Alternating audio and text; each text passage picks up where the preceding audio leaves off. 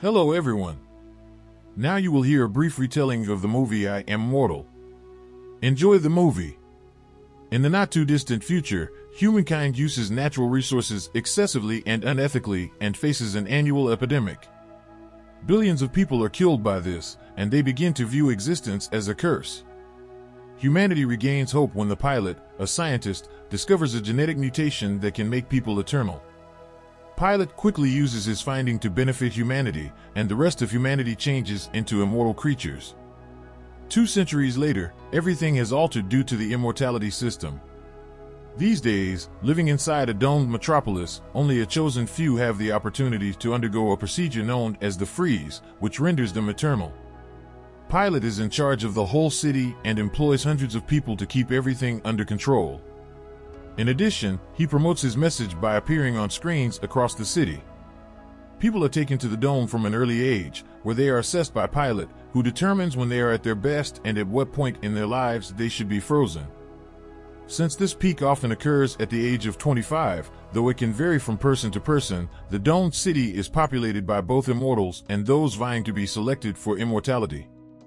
Aki, a tour guide who shows visitors around the city and tells them about all the amazing things Pilot has accomplished for humanity, such as ending poverty, political division, and conflict, explains all of these things.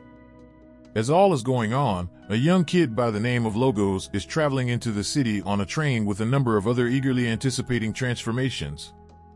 Though he doesn't think people require immortality, without death, there is only existence. Logos aren't as thrilled as they are. As a terraformer, Logos travels to the desert to put up equipment for his task. He frequently has dreams about this in which he passes away just in time for his co-workers to reach him. Logos is approached by Sukkar on his second day in the city. Sukkar senses that Logos has been doubting his immortality and has come to ask him to join a community of like-minded individuals. Though she is unaware that Pilot and his right-hand man Armoros are monitoring them through the surveillance camera, she offers him a package that is designed to get him to said group without being monitored. Pilot asks Armoros to investigate the package when they notice anything fishy about it right away. Later, Armoros approaches Aki and provides her a headgear that enables her to have a virtual meeting with Pilot. It turns out that Pilot wants Aki to spy on Logos in order to learn more about his plans. If Aki completes this assignment successfully, she will get promoted. Eager to impress Pilot, Aki undertakes the task with gusto. A while later, when Logos uses the box in his quiet chamber, an enigmatic voice requests a meeting through the little gadget. Aki pretends to be a bystander in order to listen in on Parker and Logos' second meeting. Sukkar, however, is aware that they are being watched, so she speaks to Logos in code and invites him to the church later, all the while disguising their conversation as that of 2 friends hanging out. Pilot doesn't think Aki is sincere when she says she didn't hear anything strange, so he gives the order to keep them spying on Logos. Armoros gives Aki some background information to help her comprehend what's happening. The pilot once collaborated with a man by the name of Helios, who created a virus that destroyed the immortality code. After Helios's rehabilitation and mental cleansing, Pilot worries that his concepts could still be in circulation and could be exploited by a hostile party. For this reason, they must remain vigilant and watch out for anything fishy. The next time Aki rides the train, she will intentionally sit next to Logos so that she may talk to him as she needs to get closer to him to complete her objective. She starts the conversation by making a comment on the book he is reading, which sparks an instant debate about the benefits of immortality. When Logos questions her on the veracity of the information she gives her students, Aki finds herself at a loss for words. The next day, Aki asks 2 twin sisters from her student organization to watch after Logos while she is out. Logos meets Sukkar in the chapel in the interim. He is invited inside their covert headquarters after making sure no one has followed him, where he meets other organization members including the scientist Medoran. Like Logos, everyone here despises the system and has mistrust for Pilot's tactics. Then it is revealed that in order to allegedly maintain the freezing process, people are given a daily dosage of a medication called maintenance. However, the organization has found that this medication actually inhibits human emotions and instincts and renders people docile.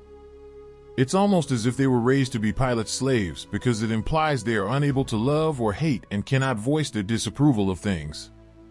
Except for Logos, who appears to be immune for unknown reasons, every person who takes maintenance acts in the same way. This explains his thinking, which are not limited to the advantages of immortality. Medoran is now duplicating the virus that will reverse immortality after discovering a journal kept by Helios that contains some important information. The main objective of the group is to demonstrate to the public that individuals are capable of feeling emotions and to criticize the system in an effort to overthrow Pilot's reign. Pilot's teenage daughter Amanda is interested in learning more about Pilot's Helios and the development of the immortality code, so they are playing chess in the meantime. Amanda is really quite similar to Logos and his new group in that she has a lot of unanswered concerns about her father's system in general that no one else is permitted to ask. Pilot is becoming irritated with this. Later that evening, Logos dreams of dying in the midst of the desert once more, which heightens his curiosity about dying. He's not sure if he should take maintenance when he wakes up. Later on the train, Aki approaches him once more, and this time, she makes a big effort to get close to Logos by seeming as though she understands how he feels. The topic of taking maintenance is soon brought up, but none of them admits to taking it or not. Later, the rebel group gathers to devise a scheme to alter the code, which may be done from the Capitol building, in order to disrupt maintenance's normal operations. But they need to be able to enter the Capitol building's subterranean tunnels in order to record. Logos goes to meet Aki when she's in the middle of a tour, as he remembers that she works in the Capitol and has access to places that aren't available to the general public. Before Aki can respond, the twins interrupt. Logos assures her that he does take his maintenance and wonders about hers. Logos questions the twins about their unique relationship, which may be lost if Pilot chooses to make only one of them eternal, as Aki hastily returns to work. The twins, nevertheless, believe Pilot would never harm them in that way. Armoros then asks Aki what Logos was talking about, but she tells him a falsehood, saying that he was simply stopping over to say hello. For the remainder of the day, Aki can't get Logos' question out of her head, and she starts to ponder what it would be like to skip maintenance. Upon their eventual reunion, Logos notices the uncertainty in her gaze and decides to give her a chance to prove herself to the other members of the gang. Aki finds out about their scheme and gets to view the diffuser prototype Helios constructed in order to break the code, which Medoran is still working on finishing. Aki is given some time to consider her options when the gang requests for her assistance in accessing the maintenance supplies. Pilot and Amanda are conversing once more in the meantime, and Amanda is curious about what happened to her dad when her mother passed away. Pilot notes that it had been terrible and discloses that Amanda had been on the verge of death once, which is why he and Helios had put so much effort into developing the genetic coding technique. Additionally, he claims that their connection was strained because Helios was envious that Pilot received all the praise. Amanda then notices that each time Pilot tells her the tale, the ending section is different. When Aki returns, she goes to Armoros and tells him what she knows. As part of her espionage assignment, Armoros gives her the order to agree to help.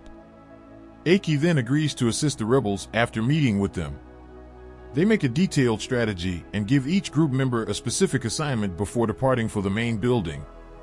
When Aki checks the lock with her eye, it doesn't work, even when she leads them through some abandoned, ancient pathways.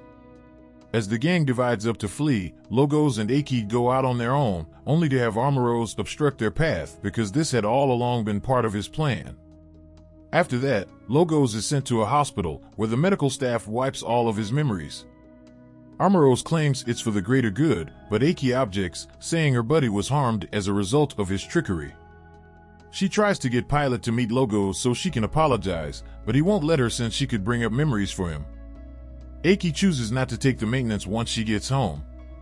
As a result of receiving a higher dosage of maintenance, Logos is currently leading a routine that resembles that of a robot and lacks emotion. After a while, the twins locate Aki and inform her of Logos' location. When a scared Aki runs to greet him, Logos ignores her and doesn't seem to know who she is. Later, when Aki tries again, she even kisses Logos to get his attention, but this time, he ignores her and walks away. In a desperate attempt to make things right, Aki sets up a meeting with the rebels using Logos' box. After what she did, the group declines to assist her. Nevertheless, when Aki comes up at the church and acknowledges that she is no longer taking maintenance, the group begins to trust her once more. The rebel gang quickly kidnaps Logos and removes his data from the system using Aki's intelligence. Pilot promptly dispatches Armoros to pursue them after learning of the disappearance and Aki's role in it. After several hours of conversation, Logos and Aki are able to finally start seeing flashes of his old memories. By dusk, Logos has returned to his true personality. Now that Logos is returned, the rebels resume their plot to hack and reprogram the maintenance system, but they will need to find a different method because Aki is no longer a part of the capital. When Aki chooses to approach the twins for assistance, taking a chance pays off as they are able to access the main computer and the subterranean facility. The team accomplishes its aim quickly by altering and overriding the software. Armoros locates the rebel headquarters in the meantime, where they discover that there is just one insurgent left to apprehend. The rebel gang then flees the city and seeks safety in the mountains, where they erect tents to subsist.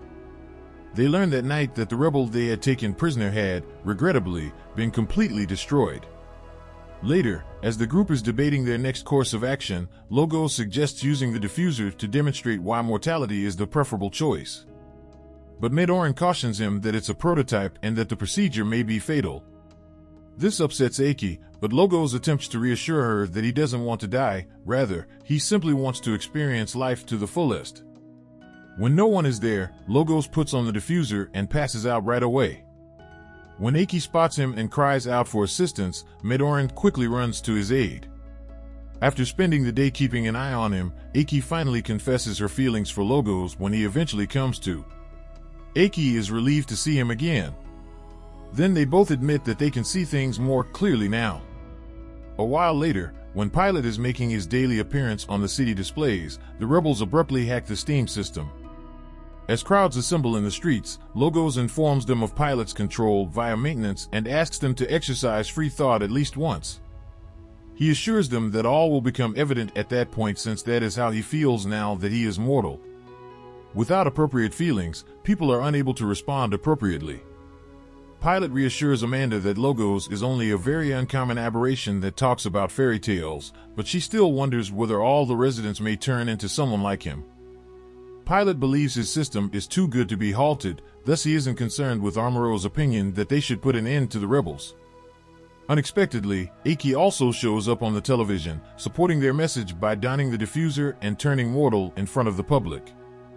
Amanda unexpectedly comes on screen while the pair is kissing, revealing that Helios had saved his cerebral data on a hard drive before he passed away, which had been transferred into Amanda's brain. The rebels' new objective is to locate her since, in theory, she is Helios and has the power to transform humans back into their original form.